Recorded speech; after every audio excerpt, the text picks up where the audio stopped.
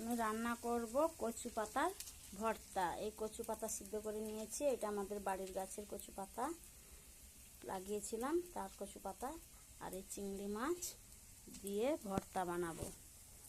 ওই দিয়ে দিয়েছি এখানে পেঁয়াজ আর রসুন আর গোটা কাঁচা লঙ্কা, মানে পাকা লঙ্কা দিয়ে দিয়েছি। এটা ভাজা হলে এটাকে একটু পেস্ট করব। একটু ভাজা হোক ভালো করে।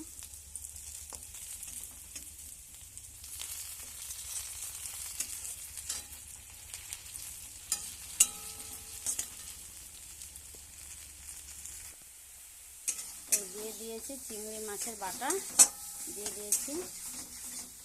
এবার দেবো কচু পাতা।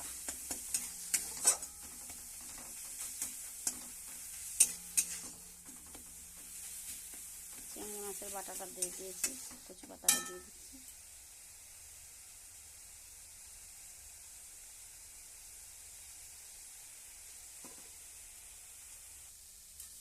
দিয়ে দিয়েছি কচু পাতা।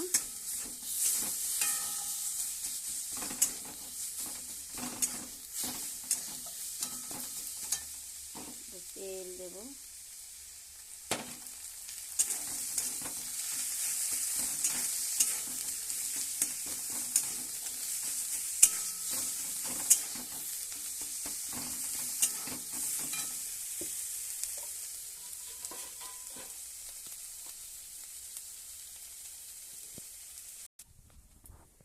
বেটে নেব একটা শুকনো লঙ্কা, দুটো পাকা কাঁচা লঙ্কা আর দুটো রসুন, এই পেঁয়াজটা বেটে নেব।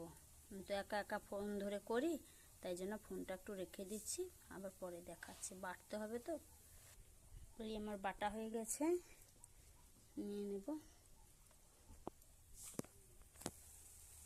দিয়ে দিলাম কড়াইতে।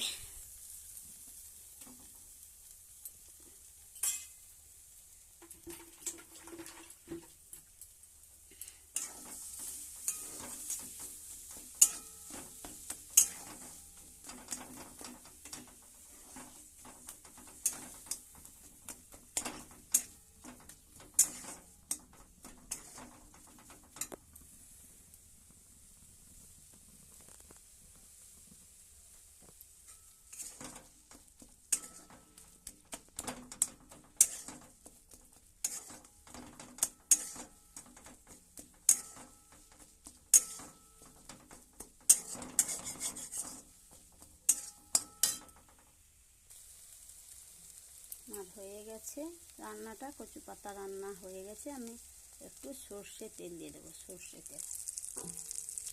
তেলটা দিলে ভালো লাগে, ঝাঁঝ লাগে।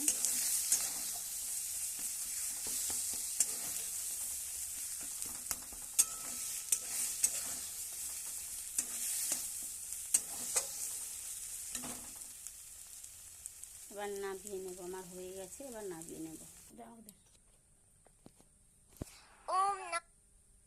আমার ছেলেকে এই খেতে দিয়ে দিয়েছি।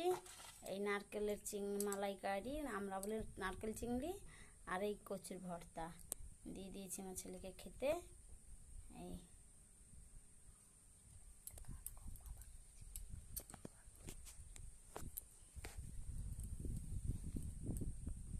হয়ে গেছে আমার রান্না।